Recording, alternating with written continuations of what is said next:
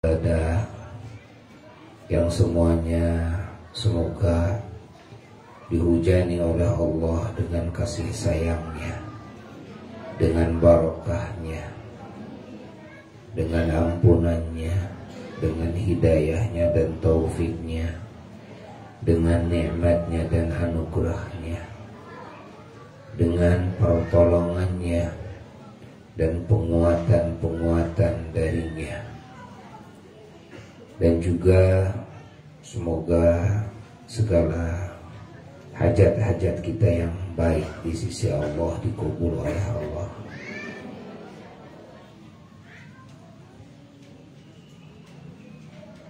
Dan semoga semua dipanjangkan umur oleh Allah dengan penuh ketakwaan kepadanya. Dan di akhir hayat semoga mendapatkan husnul khatimah. Kita bersyukur kepada Allah dikumpulkan kembali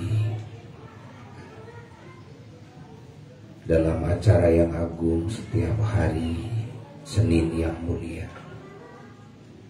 Hari dilahirkannya Rasulullah Sallallahu Alaihi Wasallam dulu.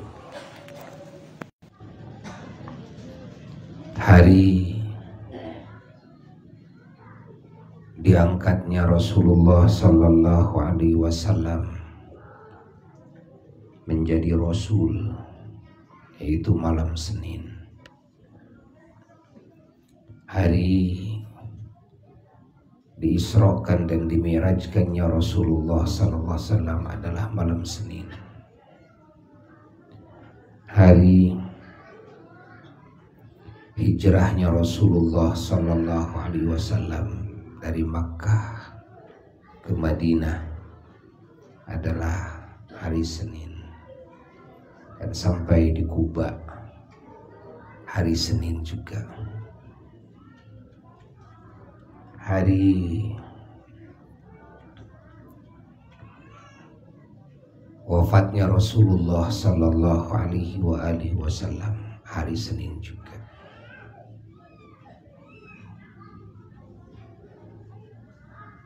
Maka hari Senin adalah hari yang istimewa, hari yang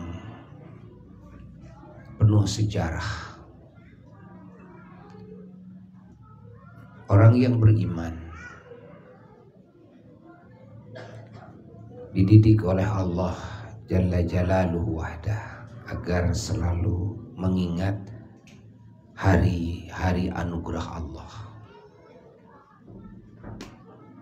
Allah berfirman dalam Quran, A'udzu billahi minasyaitonir rajim. Bismillahirrahmanirrahim.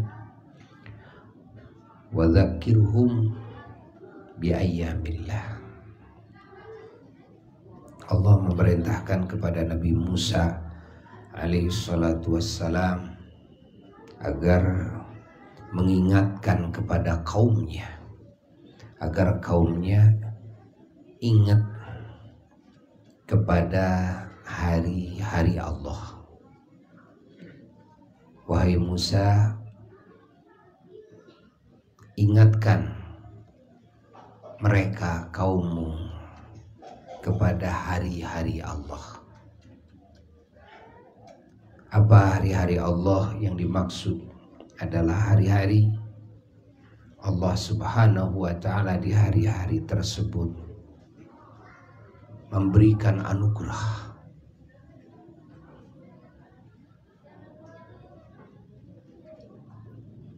kepada hamba-hambanya, memberikan pertolongan kepada hamba-hambanya, kepada para rasulnya, para nabinya, meluluskan perjuangannya, menyelamatkan dari musuh-musuhnya dan mengalahkan musuh-musuhnya. Dan ini hari-hari Allah.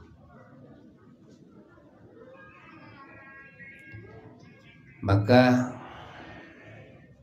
Tidak ada hari Allah yang paling istimewa dalam sejarah hari kecuali hari dilahirkannya Kangjeng Nabi Muhammad sallallahu alaihi wasallam. Karena dari hari dilahirkannya Kangjeng Nabi Muhammad sallallahu alaihi wasallam lahirlah banyak hari anugerah, banyak hari kemenangan. Dan semua hari-hari anugerah semuanya merupakan cabang daripada hari milad, hari kelahiran Kangjeng Nabi Muhammad sallallahu alaihi wasallam. Dan hari milad Nabi adalah hari Senin. Makanya hari Senin harus diingat. Karena hari Senin adalah hari anugerah terbesar. Hari Senin adalah hari kemenangan. Sehingga Rasulullah sallallahu alaihi wasallam selalu mengingatnya, selalu mensyukurinya, selalu memuliakannya. Seperti yang diriwayatkan oleh Al-Imam Muslim dalam sahihnya. Ketika Rasulullah sallallahu alaihi wasallam ditanya oleh sebahagian sahabatnya tentang alasan saum pada hari Senin, beliau menjawab, "Dzaka yaumun wulidtu fihi." Itu adalah hari di mana aku di hari tersebut dilahirkan. Rasul mengagungkannya dengan saum, Rasul mensyukurinya dengan saum, Rasul mengingatnya dengan saum. Dan kita diperintahkan oleh Allah, oleh Rasulullah SAW, dicontohi langsung oleh Nabi agar kita saum sunnah setiap hari Senin. Artinya agar kita umatnya selalu mengagungkan hari kelahirannya, selalu mengingat hari kelahirannya, selalu mensyukuri hari kelahirannya. Karena hari-hari kemenangan, hari-hari anugerah semuanya lahir dari hari maulidnya Kangjeng Nabi Muhammad sallallahu alaihi wasallam. Maka kita pun juga setiap hari Senin ngaji, ngumpul di sini, baca maulid Nabi, kan? Salawat, salam, memuji beliau, mencari ilmu, berzikir bersama demi mengagungkan, mensyukuri, mengingat hari kelahiran Kangjeng Nabi Muhammad sallallahu alaihi wasallam. Mengingat hari kelahiran Nabi adalah mengingat kelahirannya. Mengagungkan kelahiran Nabi adalah mengagungkan hari kelahiran Nabi, mengagungkan kelahirannya. Mensyukuri hari kelahiran Nabi, mensyukuri kelahirannya. Karena hari itu jadi agung, yang menjadi faktor penyebabnya adalah kelahiran Kangjeng Nabi Muhammad sallallahu alaihi wasallam. Kelahiran Nabi adalah bagian dari keagungan Nabi. Sekali lagi, kelahiran Nabi adalah bagian dari keagungan Nabi. Bayangkan, harinya jadi agung, tempatnya jadi agung, kan? Waktunya jadi agung. Karena apa? Karena kelahiran.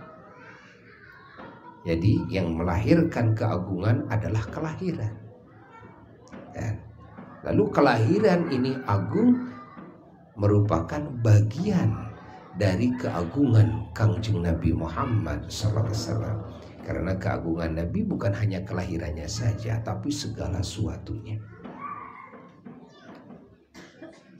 Ingat, bukan di saat dilahirkannya saja, tapi dari azalinya sampai keabadian. Alhamdulillah, maka kita wajib bersyukur kepada Allah. Setiap hari Senin kita bisa hadir bersama-sama dalam majelis ilmu, mengagungkan ilmu, mengagungkan ahli ilmu, mengagungkan Allah yang menurunkan ilmu, yang mewahyukan ilmunya, mengagungkan Rasulullah sallallahu alaihi wasallam yang mengamalkan ilmu Allah dan yang mengajarkan ilmu Allah kepada kita umatnya, lalu mengagungkan semua mata rantai keilmuan tersebut, ya, sehingga ilmu itu sampai kepada kita, dan mengagungkan semua ahli ilmu, ya, yang belum lahir di kemudian hari, ila yaumil qiyamah, sampai hari kiamat. Dan juga di majelis seperti ini kita berzikir, mengagungkan zikir, mengagungkan kalimat thayyibah, mengagungkan zikir, kalimat thayyibah artinya mengagungkan yang diingat, mazkur. Zikir itu adalah amalan hamba-hamba Allah yang beriman. Ingat, maka orang yang mengamalkan zikir adalah zakir. Zakir adalah orang yang zikir. Zikir adalah amalannya. Zikir adalah amalan hati. Mengingat, karena mengingat adalah amalan hati. Dan ketika ingatnya hati disebutkan oleh lisan, maka lisan juga termasuk hukum yang berzikir. Namun zikirnya lisan harus dimulai dari zikirnya hati. Dan kalau zikir lisan saja tanpa zikir hati, maka zikir lisan ini tidak bisa dihitung zikir. Bahkan semua yang namanya ibadah kepada Allah harus dimulai dari zikirnya hati, dan harus dibarengi dengan zikirnya hati, ingatnya hati kepada Allah. Kalau sholat tanpa hati berzikir, tanpa hati ingat, maka sholatnya tidak dihitung ibadah. Ya? Kita baca Quran, kita mengucapkan kalimat thayyibah la ilaha illallah, kan? Atau subhanallah, atau alhamdulillah, atau Allahu akbar, atau la haula wala quwata illa billah, atau astaghfirullah, dan sebagainya, kalimat thayyibah yang sangat banyak. Ini tidak disebut zikir ketika hati tidak berzikir. Maka semua ibadah harus diawali dengan zikir hati dan dibarengi dengan zikir hati tersebut. Begitu pula zikir lisan. Dan zikir lisan ini tidak disebut zikir kalau tidak dimulai dengan hati dan dibarengi dengan hati. Karena zikir itu ada tiga. Ada zikir hati, ada zikir lisan, ada zikir badan. Anggota badan ini. Kalau zikir badan adalah melakukan apa yang Allah perintahkan karena Allah, ya, dibarengi dengan ingat kepada Allah.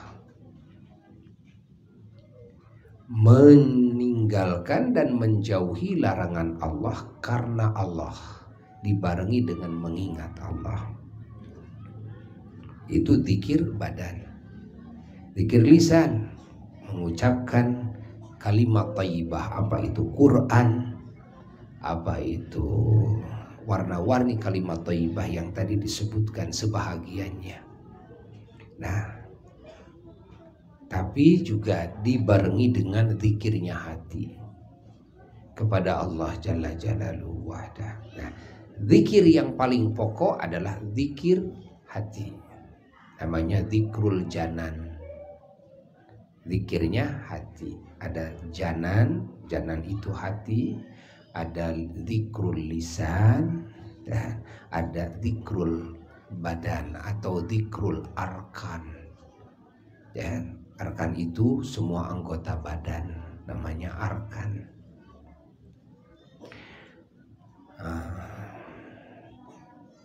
Orang yang berzikir namanya dzakir. Kalau dijamakan dzakirun atau dzakirin disebut dalam Quran. Dan kalau perempuan banyak dzakirat disebut juga dalam Quran. Ya. Allah. Yang diingatnya siapa? Madzkur. Yang diingat adalah Allah. Madzkur, Allah. Zakir, orangnya. Zikir, amalnya. Madzkur, yang diingatnya, yaitu Allah Jalla Jalaluhu wahda.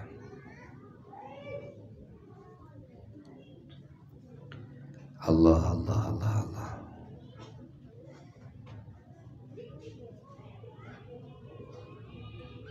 Maka zikir tanpa mengingatnya hati kepada madzkur, zikir itu tidak disebut zikir. Baik dengan zikir dengan hati atau zikir dengan lisan, zikir dengan badan. Maksud zikir dengan hati gimana? Karena zikir dengan hati itu ada dua pokoknya. Kan? Satu, yang disebut zikir dengan hati itu adalah mengingat Allah, mengingat sifat Allah, mengingat af'al Allah, mengingat kekuasaan Allah, kehendak Allah, kebaikan-kebaikan Allah, kan? Mengingat firman Allah, janji-janji Allah, mengingat ancaman Allah, mengingat perintah Allah, mengingat larangan Allah, ya, mengingat segala yang diberitakan oleh Allah. Ya. Ini zikirnya hati yang ke-1. Ada juga zikir hati itu hatinya menyebut asma Allah.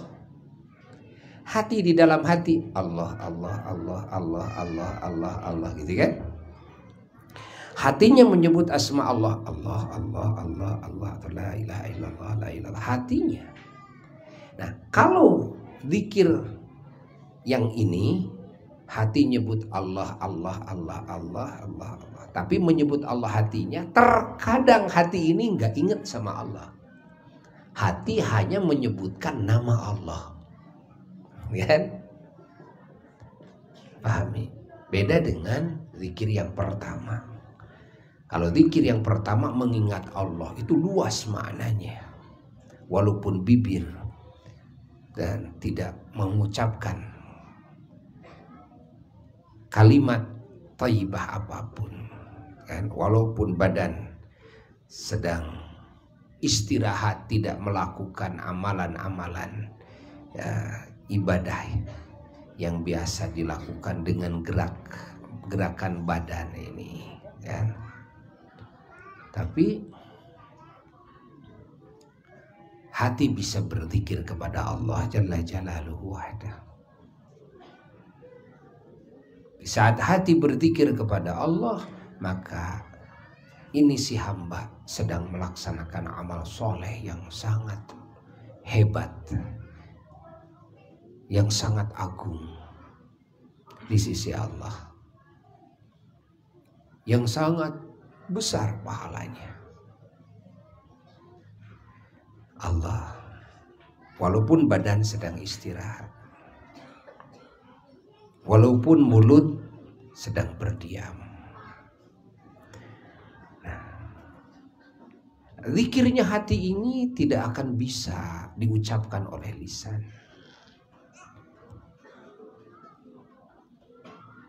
Zikirnya hati ini tidak bisa dilakukan oleh badan, tidak bisa diikuti oleh anggota badan. Karena hati sedang terbang. kan? Hati sedang melanglang, membaca, Masya Allah, semua athar, semua tapak-tapak sifat-sifat Allah. Asarnya kudrat Allah, asar iradat Allah, kan?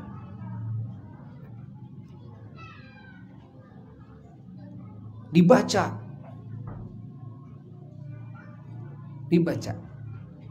semua dibaca, asar, af'al Allah, perbuatan Allah. Dan juga ketika mengingat kepada firman Allah yang begitu luas sekali, dari mulai surat Al-Fatihah sampai An-Nas. Ini sedang mengingat Allah, mengingat semua firman Allah, melanglang, melayang-layang, kan?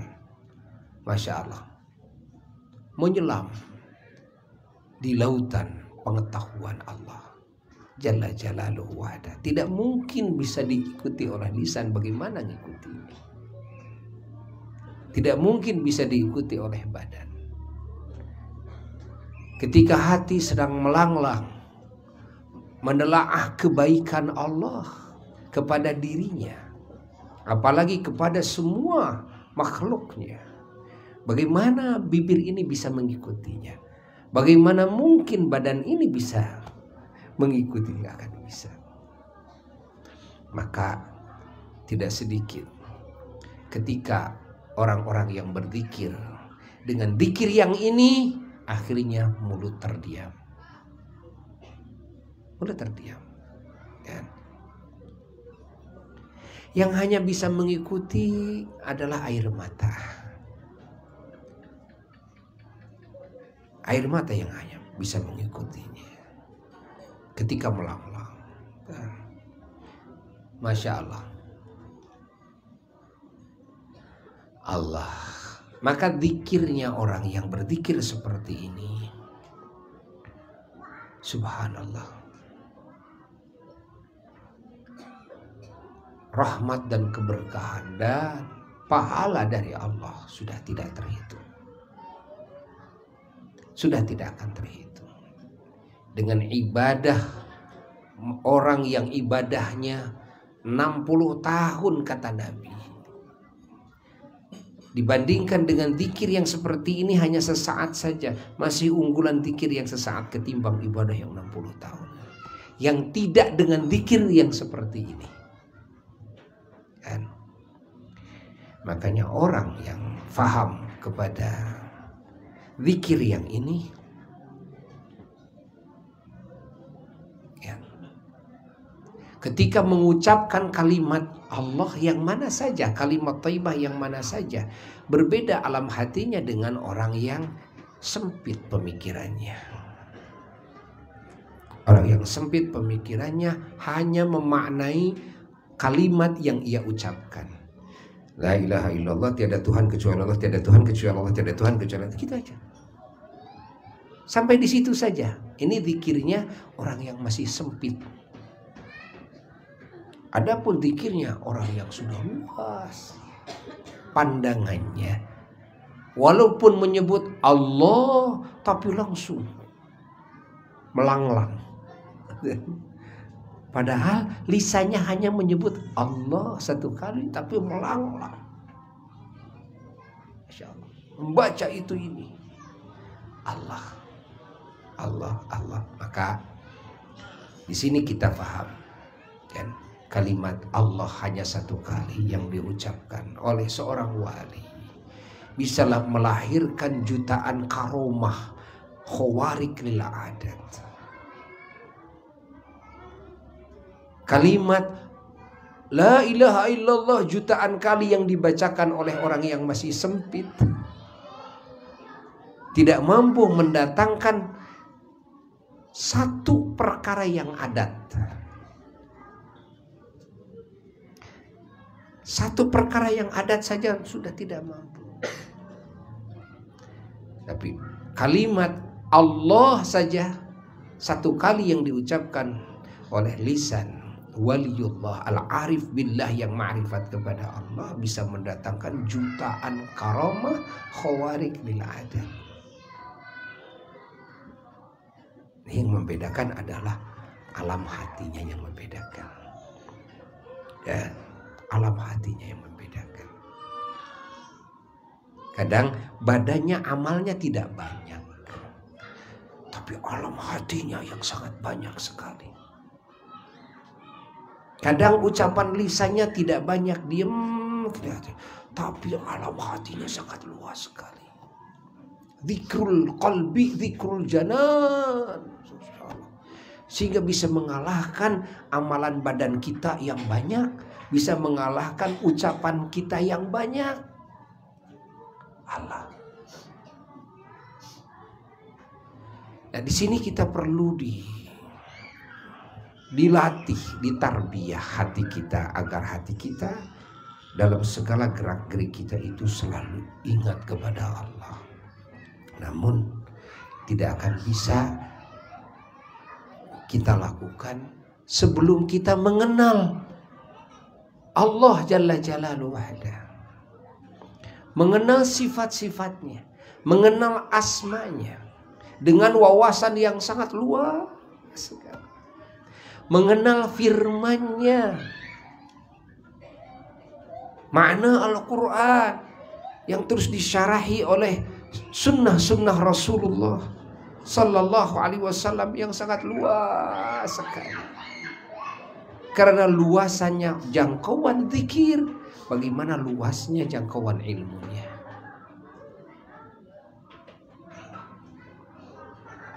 Orang yang mengenal hanya satu ayat berbeda dengan mengenal makna dua ayat. Begitu pula seterusnya. Dan makna Quran ini sangatlah luas. Makna hadis-hadis Rasulullah sallallahu alaihi wasallam sangatlah luas. Makna Quran yang terkunci dibuka oleh Nabi sallallahu alaihi wasallam dengan hadis-hadisnya. Dibuka oleh beliau. Berapa banyak makna Quran yang terkunci sehingga orang yang awam, orang yang bodoh menyangka bahwa perkara ini tidak ada keterangannya dalam Quran. Bukan tidak ada, tapi akal kita yang tidak mampu menyelami makna Quran tersebut karena terkunci bagi kita. Datanglah Rasulullah Sallallahu Alaihi Wasallam membuka kuncinya itu, dan dibuka oleh Rasul, dibukanya. Berapa banyak dalam hal-hal yang berkaitan dengan masalah fiqih saja kita tidak bisa menemukannya langsung dari Quran kecuali dari hadis. Mau menemukan rakaat sholat dari ayat Quran kita nggak bisa dapatkan. Nggak ada dalam Quran, bukan nggak ada, terkunci. Dan terkunci, mughlaq, terkunci. Siapa Al-Fatih yang membukanya? Rasulullah sallallahu alaihi wasallam. Maka Nabi disebut Al-Fatih lima ughliq. Di antara makna Al-Fatih lima ughliq, Nabi itu sang pembuka semua yang terkunci. Di antaranya adalah semua makna Quran yang terkunci tidak akan bisa difahami oleh manusia, kan? Kecuali harus dibuka oleh Rasulullah Sallallahu Alaihi Wasallam. Maka disinilah kita faham, kan, tentang kedudukan sunnah, kedudukan hadis. Kita faham tentang kedudukan hadirnya Rasulullah Sallallahu Alaihi Wasallam. Untuk apa Rasul dihadirkan? Kan? Untuk apa hadis-hadis Nabi diungkapkan? Untuk membuka makna-makna Quran yang terkunci, yang mana semua manusia dan bangsa jin tidak akan bisa mengenal keseluruhannya karena banyak yang dikunci. Banyak yang dikunci kecuali Nabi yang membukanya. Kita tidak bisa memahami, gitu kan, atau melahirkan satu ketetapan hukum dari Quran, kan, tanpa memahami, mengetahui sabda-sabda Rasulullah sallallahu alaihi wa alihi wasallam. Maka sabda-sabda Nabi, sunnah-sunnah Nabi adalah bayan, penjelasan terhadap makna-makna Quran yang terkunci. Ini salah satu makna Al-Fatih lima ughliqa. Nabi itu adalah sang pembuka dan segala yang terkunci. Masya Allah, kan? Maka tidak mungkin orang bisa menjalankan agama dengan benar hanya dengan Al-Quran saja. Padahal ilmu itu pokoknya adalah Al-Quran. Ilmu itu pokoknya adalah Al-Quran. Agama itu pokoknya adalah Al-Quran. Ya, tapi ya, Allah menghendaki bahwa manusia dan bangsa jin tidak ada yang dikasih tahu kepada semua makna yang terkandung dalam wahyunya, kecuali hanya Rasulnya saja yang dikasih tahu. Dan maka Rasulnya diutus oleh Allah untuk apa? Untuk mengajarkan yang tidak bisa diketahui oleh manusia secara langsung daripada Al-Quranul Karim. Maka tidak cukup pedoman di dalam beragama ini hanya Quran saja. Tidak cukup. Tidak cukup. Ini ada aliran yang sesat dan menyesatkan, yang mana mereka menafikan hadis Nabi, sunnah Nabi. Kan sunnah Nabi juga sama dari Quran, sudah langsung saja kepada Quran. Nah, ada aliran sesat seperti itu. Dan mereka tidak sadar bahwasanya mereka tidak akan mampu mengungkap makna-makna Quran secara keseluruhan, dan kecuali melalui penjabaran-penjabaran dari Kangjeng Nabi Muhammad sallallahu alaihi wasallam. Bahkan bagi orang-orang yang setelahnya pun tidak akan mampu menguasai agama ini hanya dengan modal Al-Quran dan Sunnah saja. Ingat, kecuali harus mengetahui kepada penjabarannya para ulama mujtahid.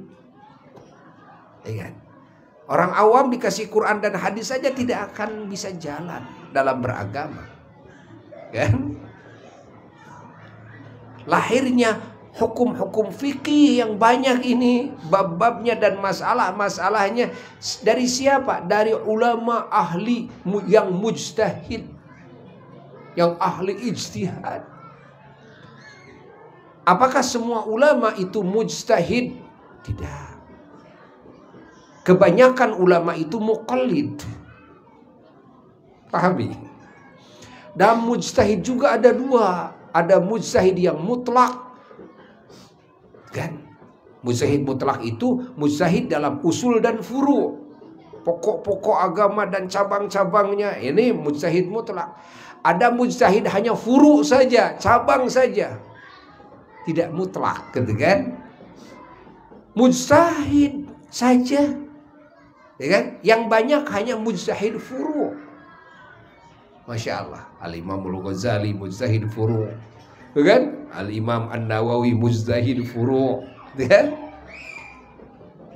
Mujtahid mutlak dihitung jari. Di zaman Imam Syafi'i saja tidak terlalu banyak yang disebut mujtahid mutlak. Yang disebut banyak itu ternyata bisa dihitung jari. Al-Imam Muhammad bin Idris Asy-Syafi'i, Imam Ahmad bin Hanbal, Imam Malik bin Anas, Imam Abu Hanifah, Imam Sufyan Ats-Tsauri, Imam Sufyan bin Uyainah, Imam Ibnu Jarir At-Tabari, kan? At-Tabari, Imam Ishaq bin Rahawi, kan? Imam Dawud Al-Zahiri, Imam Hasan Al-Basri, di antaranya Imam Ja'far As-Shadiq, di antaranya. Tapi kan bisa dihitung jari yang ada di masa itu juga, kan? Itu mujtahid mutlak, Setelah Imam Ahmad, yang setelahnya yang ada di masa itu, sudah gak ada lagi yang sanggup menjadi mujtahid mutlak. Gak ada lagi ulama, bukan umat Islam yang awam, ulama yang sanggup bisa sampai kepada martabat mujtahid mutlak. Semuanya apa? Semuanya muqallid, semundawu, semuanya taklid, semuanya mengikuti kepada buah ijtihadnya para ulama-ulama mujtahid mutlak. Kalau mujtahid cabang, gitu kan, banyak, hanya di cabang saja. Bahkan cabang juga ada dua, gitu kan? Ada far'un, ada far'ul far'i. Ada cabang yang level 1, ada cabangnya cabang. Ranting cabangnya cabang. Itu yang banyak itu cabangnya cabang. Kalau mujtahid yang cabangnya cabang sampai zaman kita masih ada, ya terus terbuka pintu ijtihad. Namun semua sadar tidak sampai kepada martabat mujtahid mutlak. Kan? Kalau mau sampai kepada martabat mujtahid mutlak ya harus jadi wali. Kan? Harus jadi wali, harus punya ilmu kasyaf, mukasyafah. Kita cuma muka hasyafah, ya, tidak muka syafah, hanya muka hasyafah. Nah, hasyafah itu apa? Kepunyaan ente. Muka hasyafah, kan? Kalau para aulia muka syafah. Salah satu kasyafnya para aulia, dibuka hijab oleh Allah sehingga mengenal kepada murad Allah dengan firman-Nya, muradnya Rasulullah sallallahu alaihi wasallam dengan hadis-hadisnya. Artinya apa? Apa yang dikehendaki oleh Allah dengan firman-Nya, apa yang dikehendaki oleh Rasulullah SAW dengan hadisnya, diperlihatkan melalui kasyaf, kan? Melalui kasyaf sehingga mengenal kepada makna yang dimaksud dalam ayat ini, dalam hadis ini. Ini salah satu kasyafnya para aulia-aulia Allah, kan?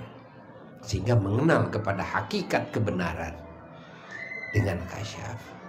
Tapi kan ahli kasyaf itu juga sangatlah sulit, sangatlah jarang, kan? Masya Allah. Namun kita beruntung, bangsa Indonesia. Kenapa beruntung? Karena agama yang diikuti, yang dianut oleh bangsa Indonesia dari sisi agama Islam, yang mengajarkannya adalah para wali, adalah ulama-ulama yang sudah sampai kepada martabat ahli kasyaf, yang diantara kasyafnya mengetahui, kan, kepada apa yang dikehendaki oleh Allah dengan firman-Nya, apa yang dikehendaki oleh Rasulullah SAW dengan hadis-hadisnya, kan? Maka kita wajib bersyukur kepada Allah, ya, wajib bersyukur kepada Allah. Ikuti jejak-jejak para wali, ikuti oleh kita, karena di Indonesia ini penuh dengan para wali. Ingat, ikuti. Berbicara ilmu itu nggak akan nyampe kepada ilmunya wali. Kita kalau ilmu Quran hadis, kita hanya mengandalkan kekuatan otak kita semata, kan? Nggak ada penglihatan selain daripada kekuatan akal. Kalau wali enggak, ada penglihatan di luar dari kekuatan akal. Apa? Nabi mengatakan yanzuru binurillah, melihatnya dengan nur dari Allah Jalla Jalaluhu wahda. Bukan biaklihi, bukan dengan akalnya melihatnya, tapi binurillah, dengan nur cahaya dari Allah Jalla Jalaluhu wahda, sehingga bisa melihat hakikat kebenaran, kan? Itulah para aulia Allah, apalagi wali kutub, kan? Seperti halnya Sultanul Aulia Kangjeng Syekh Muhyiddin Abdul Qadir Al-Jailani qaddasallahu sirrul ali, yang kita terus tawassuli, ya, dalam majelis-majelis kita ini. Mudah-mudahan segala hajat kita dikabul oleh Allah, ya. Segala dosa kita diampuni oleh Allah, kita mendapatkan keberkahannya para aulia-aulia Allah, barokahnya kekasih Allah Sayyiduna wa Maulana Muhammad sallallahu alaihi wa alihi wasallam. Selamat di dunia dan di akhirat, bahagia di dunia dan di akhirat, mulia di dunia dan di akhirat, untung di dunia dan di akhirat. Al-Fatihah.